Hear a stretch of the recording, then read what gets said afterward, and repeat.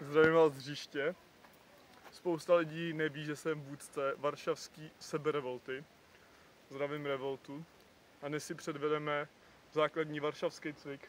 Jmenuje se to varšavský cvik, proto říkám varšavský cvik. Vlastně uchopíš tyč takto, zrcadlovku do levý a přitáhneš se takhle. Pak dlaní. A takhle vlastně opakuješ 4 až 5 opakování.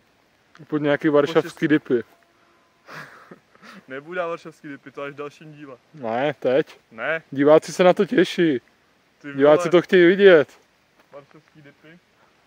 Tak vlastně... Jo, prší, když jste si nevšimli ve Varšavě. Prší, tady ve Varšavě prší vlastně každý třetí den, takže si nevybereš. A důležitý je... Ti natočit ricách.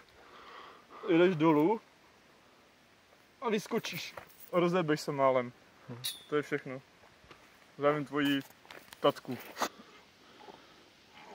No, důležitý je prostě ty ušní lalučky dávat k sobě, když jdeš nahoru. Přesně tak. A nosníma vlastně dírama se snažíš tlačit dolů. Přesně tak, přesně tak. Nezapomeň si vyklepat ruce, protože je to velmi namáhavý cvik. Děkuju.